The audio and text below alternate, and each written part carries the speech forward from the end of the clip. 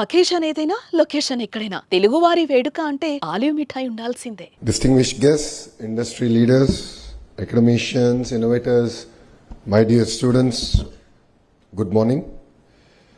Let me congratulate first CI, the Southern Region, and VIT for hosting an amazing forward-looking conclave. But I don't necessarily agree with them. The vision set here is reimagining higher education for India's $5 trillion economy. We should be thinking about our $30 trillion economy. India is going to achieve 5 trillion. Whether the leaders who are sitting here do what they're supposed to do or not, we will achieve $5 trillion economy. The question is, how fast can we achieve the Honorable Prime Minister Shri Narendra Modi ji's vision of India achieving its $30 trillion economy depends on the kind of reforms, collaboration, changes that we all do together here. Economic growth is not possible without intellectual and human capital being harnessed. You know, higher education is not merely a sector for me, it is a strategic pillar here in Andhra Pradesh. 54% of our population is under the age of 25, which makes us one of the youngest workforces. It is a greater asset, and yes, demographic dividend is here to be harnessed. But it also presents unique challenges. The challenges is in terms of our employability, in terms of our ability to adapt to the changes that the world is going through. You know, only 34% of India's working age population has received a formal training. This is compared to 96% in South Korea, 80% in Japan, and 75% in Germany. The recent economic survey stated that only 51% of our graduates are employable. 51%. There is a big mismatch of what we teach and what the market demands.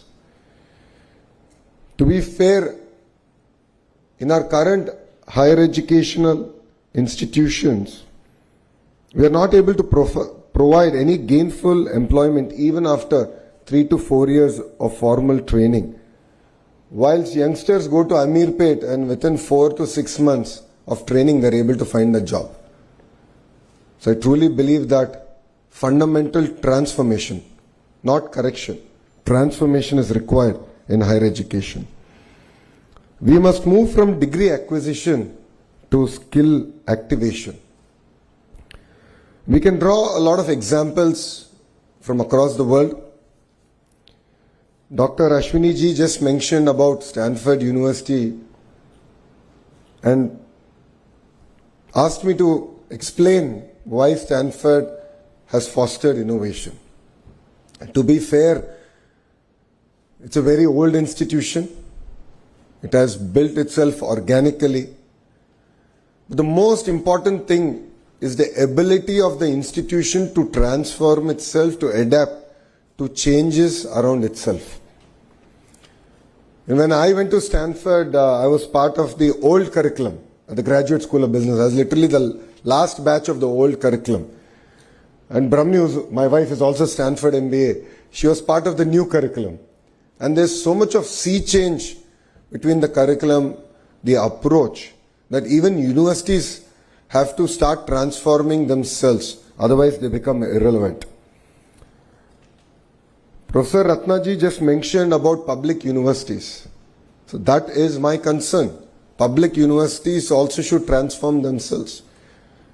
They should be led by best in industry to drive changes. Only then will they also be relevant in higher education. You know, there is always a persistent gap between, academia and industry. Lot has been discussed today about it.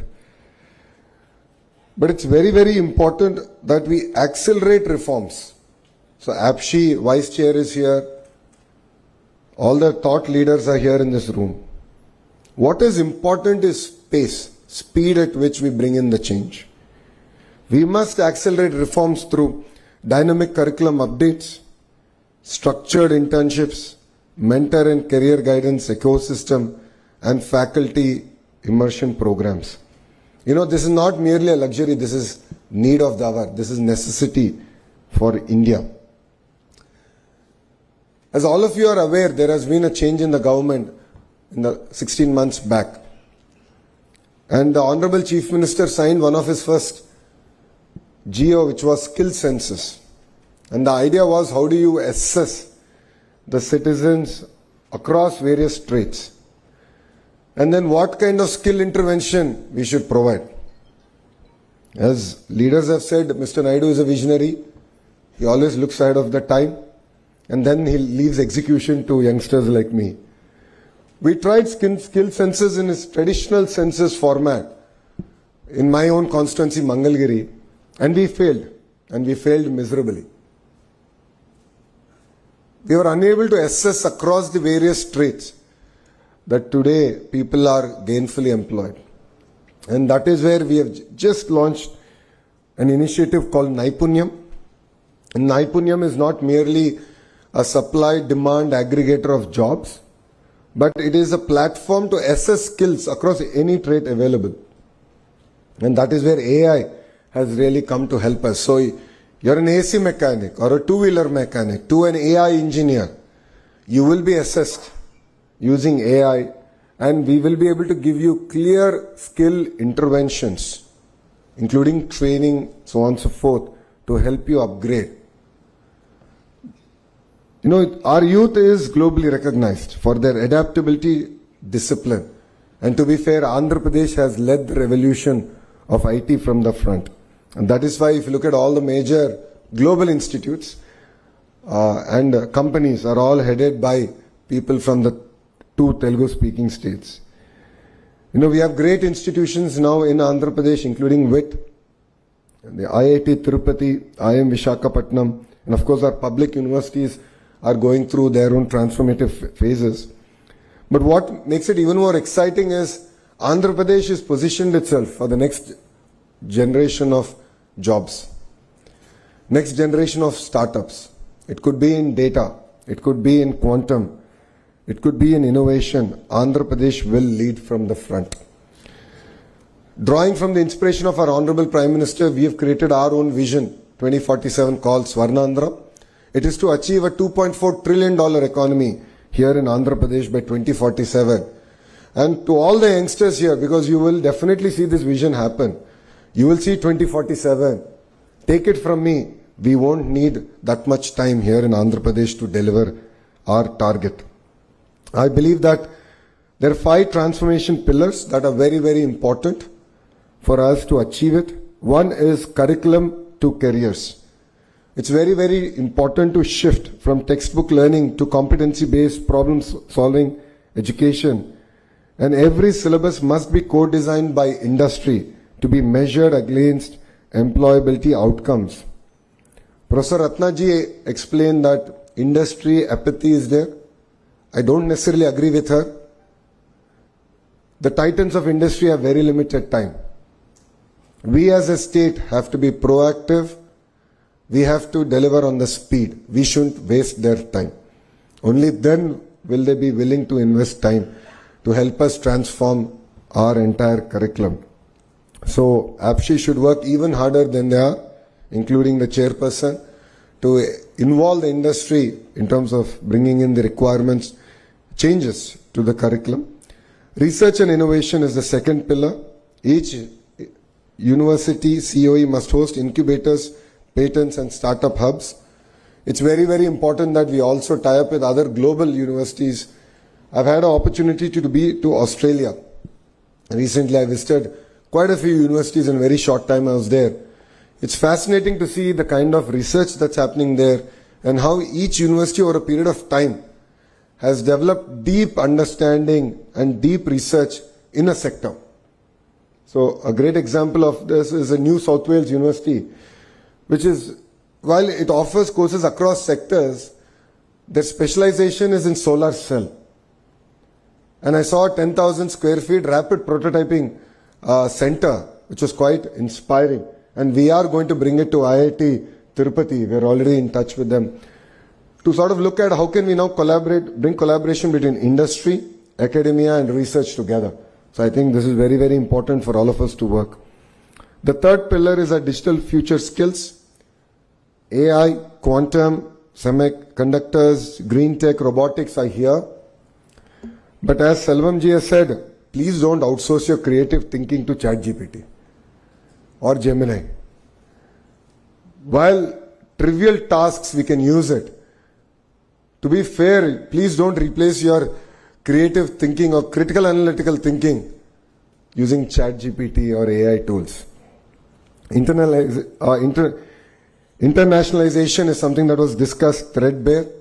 It is very important to have tie-ups with global institutions because what they offer is exposure. What they offer is alternative thinking. This, I believe, is very, very important if India has to deliver on its $30 trillion mission. Inclusivity and regional balance is the other very, very important subject, and this is something very core to the heart of this administration. While Amaravati is our capital and there's a lot of work, I'm sure all of you would appreciate, now that rains have subsided and we are able to restart all the works here in Amaravati. But for us, all regions and all parts of the states are equally important. But what we have done is a very focused clusterization. So if you look at Anantapur, it's the automotive hub. Kurnool is the renewable energy hub. There's a lot of cement manufacturing coming in that zone because they have limestone. Electronics manufacturing is coming between Kadapa and Chittoor. A lot of work is happening in compressed biogas in Prakasam district. Erstwhile Nellore district is already diversified. All of you will be surprised to know 50% of India's air conditioning is manufactured here in Andhra Pradesh. We've signed with LG, Daikin and Blue Star. We're going to take this to 70%. Imagine one cluster, 70% of India's air conditioning is going to come. Compressed biogas, as I said, in Prakasam. Here in Krishna Guntur is capital. We have quantum now coming and we have few other industries coming here. East-West Godavari districts are exceptionally well known for their fisheries and we're working hard to take that forward. North Andhra is going through its own transformation. It's going to be a $1 trillion ecosystem, starting with a pharma hub, chemical hub, medical devices manufacturing hub, to a steel city. I thought we'll be building one new steel city. It looks like we're going to build 2 new steel cities in Visakhapatnam. And the entire data ecosystem, IT ecosystem that's getting built out there. Why am I sharing this with you is we believe in the power of vertical and horizontal integration in each of these clusters. So let me take an example of your mobile phone. All of you are taking pictures, so I thought that was apt. You have a screen, you have a camera, you have a camera lens, you have a lithium-ion battery in it, you have a haptic engine in it. All these are roughly manufactured by about 1,000 suppliers. And our vision here in the state is to bring these 1,000 suppliers to that cluster and build a thriving ecosystem. So looking at it from an end-to-end perspective, that's what I call verticalization. And horizontal is where my department, HRD, comes in. Curriculum, skill development, testing of equipment, and third thing is certification of this equipment. So when I met the Blue Star leadership, they said we manufacture 50% of India's air conditioning, but if I have to get a heat pump certified, I have to send it all the way to Germany. And why is that the case? Why are they not here? And you want to make it a 70% ecosystem, then we need to bring in the entire certification here to India and to this particular cluster. So what you're going to see in the next 3.5 years is a tight integration between our vertical and horizontal approach, and we'll create a thriving cluster in each of these zones. And I would like to thank CII for their continued support, but I would also like to request CII that they need to run at the pace of the Andhra Pradesh government. We've done consultative committees. We have a sense of urgency. Andhra Pradesh was, exactly 18 months back, not in the radar of any investment or investor coming to India or even in India. But today we have attracted close to $120 billion worth of investments already. And the partnership summit that we're hosting 14th, 15th in Visakhapatnam, We are hoping to close another $120 billion investment. By the end of our term, as we go for re-election in 2029, I have a vision that we can attract $1 trillion worth of firm commitment. So these are investments that obviously will not get done in the year that they're signed, but they will start. So if you look at ArcelorMittal project, it takes 7 years for all 3 phases to be implemented, but $15 billion will get invested in that project. If you look at the Google Data City, it's $15 billion that will get invested in 3 years. So we will bring $1 trillion worth of investment here to Andhra Pradesh, but I would request CII to run at the pace of Andhra Pradesh government so that we can work collaboratively, we can look at changes proactively, and we are here not to waste your time. We are here to take your input and implement it to make sure that the Andhra model of collaboration is truly implemented in spirit. So industries should co-design curriculum. I think that's something that all of us touched upon. Universities should host industry labs. So I'd request VIT also. I know quantum computer is coming here, but I think we should look beyond even quantum and few other areas that we can sort of engage with. And of course, as a government, we are here to provide an enabling framework, a policy framework that is not rigid, that is not tight. Madam Ratnaji did mention the importance of cross collaboration, humanities working with computer science. I agree with Madam because I am a product of it. My bachelor's is in information systems, but in Carnegie Mellon, it was not part of the computer science school. It was part of humanities and social science. So where 50% of our curriculum was about managing people, projects, execution, timelines, and 50% was only on technical programming, coding, and so on and so forth. So I think we have to, as state, as APSHI, we have to be a lot more flexible, lot more proactive. Our policies have to be very, very proactive to ensure that this kind of collaboration can actually be achieved. And yes, together with all the youngsters in this room, we will make India proud.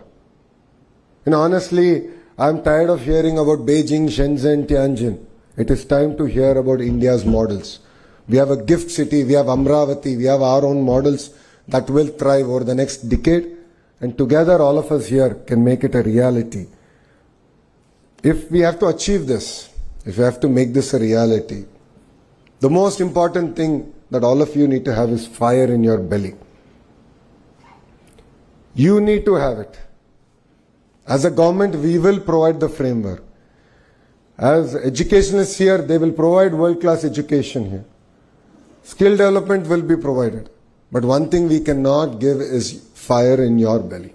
You need to have it. You need to set tall goals. And you need to go chase those tall goals. When this government came in, we didn't expect to achieve $120 billion worth of investments in such a short time. To be fair, that is equal to the investments in the last 10 years of Andhra Pradesh history. Last 10 years. But then we are not happy. We said we can do even better, we can do even more.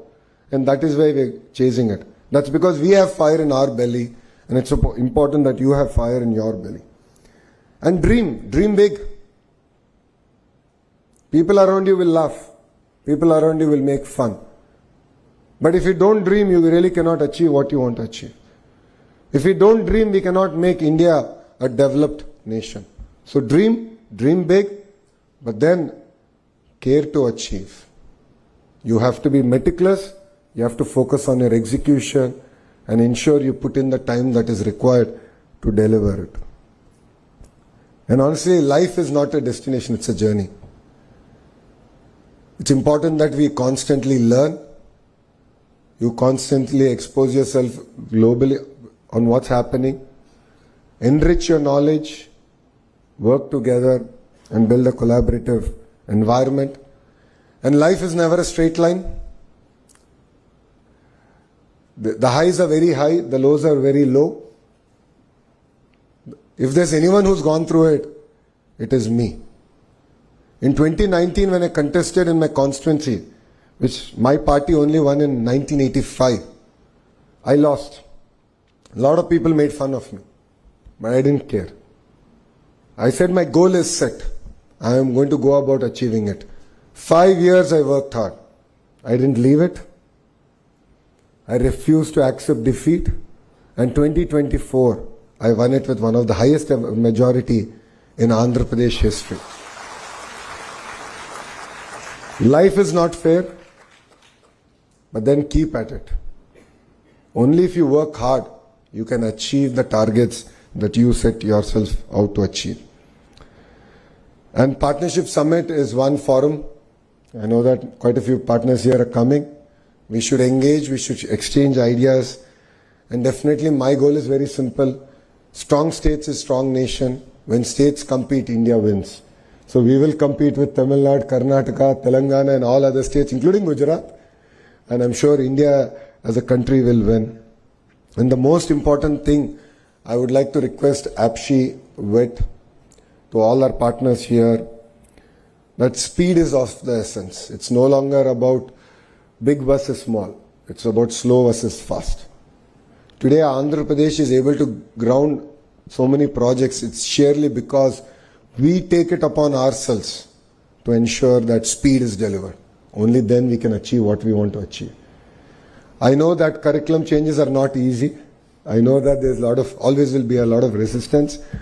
But I would like to request the titans of the academia also to approach the subject with open mind.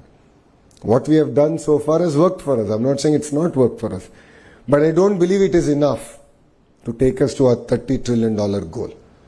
So we have to have open mind. We have to embrace changes a lot more proactively.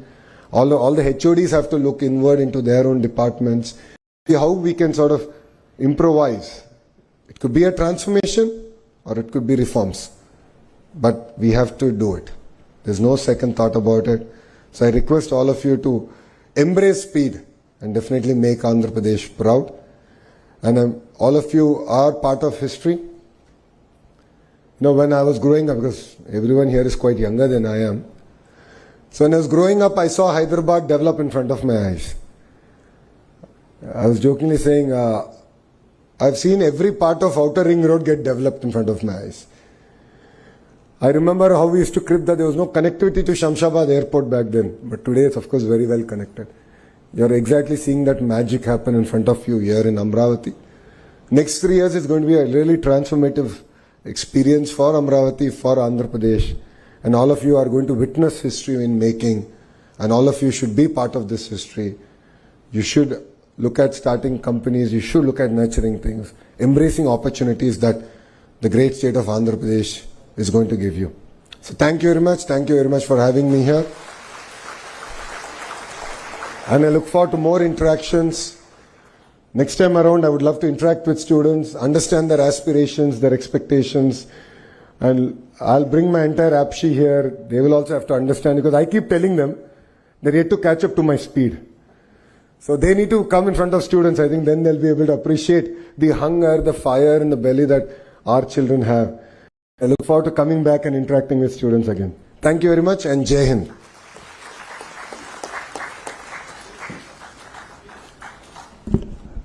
Thank you so much, sir, for the inspiring address and your visionary outlook on strengthening the education ecosystem to align with Andhra Pradesh and India's economic ambitions. Thank you once again, sir. So may I now invite Dr. G.V. Selvam, Vice President VIT, to felicitate our chief guest, Sri Nara Lokesh, sir.